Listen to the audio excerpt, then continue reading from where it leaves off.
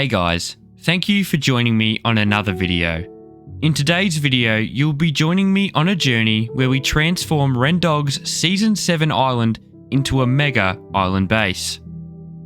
This took part on the Scoutcraft YouTuber SMP, which I guess is similar to Hermitcraft, but on a much smaller scale.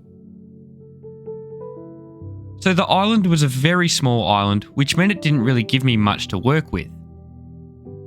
So I decided to expand the island quite substantially. From that point, I marked out where I want to have some mini peaks around the perimeter. I then added 4 higher symmetrical peaks where I would eventually have beacons. Once I had it all marked out with dirt, I began texturing the walls with stone, andesite, cobblestone, and some coal ore blocks.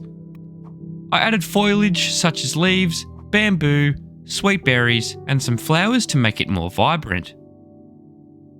Now that I had the texturing all done, I soon had an idea to run a river straight through the middle, and to do this I needed to make 2 entrances on either side. I decided to go with a real traditional cave entrance look, which I personally believe I was able to pull off quite well. I then began work on the river. Getting the shape I wanted was relatively hard, however I eventually came up with a look that I fell in love with. I then laced the river with some sand and some strip birch to make the sand look wet in some places on the banks. It was at this time I realised I didn't have much of an island, as most of it was floating. So I grabbed my shovels, headed to a desert and destroyed it to get some sand to begin terraforming down around the island, to make it look like it wasn't floating anymore. I terraformed down with dirt first, then I went around and placed sand on top of the dirt so it didn't fall.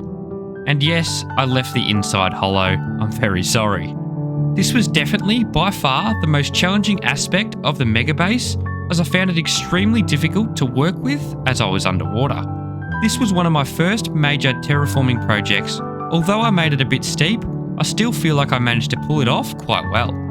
It was now time to add some sand on the banks of the base and create some custom palm trees all the way around the perimeter of the island.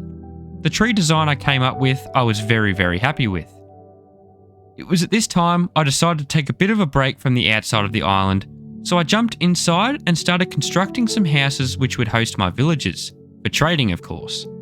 I started off with the stonemason house, which I was very happy with how the quartz, snow and white concrete textures worked together.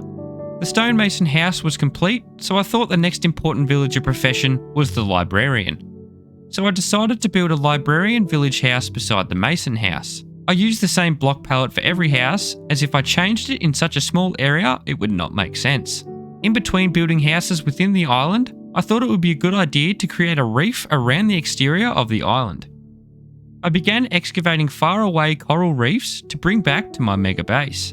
Once again, this task was extremely challenging and time-consuming, and quite frankly, boring, as it was very repetitive.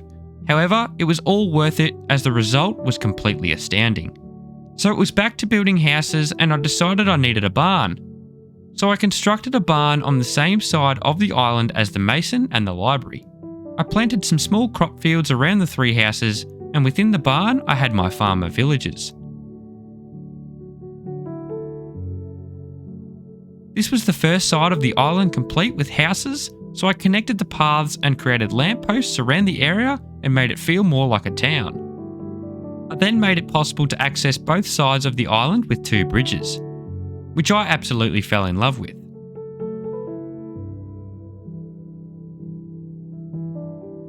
I then saw a wizard tower which Mythical Sausage built, and I had to have this in my village.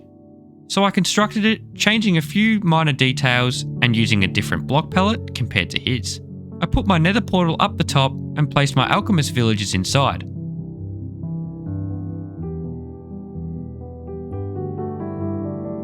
The last 2 houses I built was a Fletcher and a Butcher house, which obviously hosted my Butcher and my Fletcher villagers. I then connected all the paths together, got some livestock, and before I knew it, the island was complete. This was my first major project in Minecraft that I dedicated a lot of time to. This was constructed over the space of 12 months, on and off, as YouTube is not yet my full-time profession. I could have done a lot of things better, and I have improved a hell of a lot more since this build, and I'm really keen to see what the future brings for my building. I am completely in love with this build, and I'm very proud of what I've achieved over the 12 months. So thank you so much for your support over the duration of this build, whether it was on streams or on videos. If you really enjoyed this video, please consider liking the video, as you guys have no idea how much it means to me. And if you want to see more builds, definitely be sure to subscribe. That's all for today's video. Hope you have a wonderful day, and I'll catch you in the next one. Bye!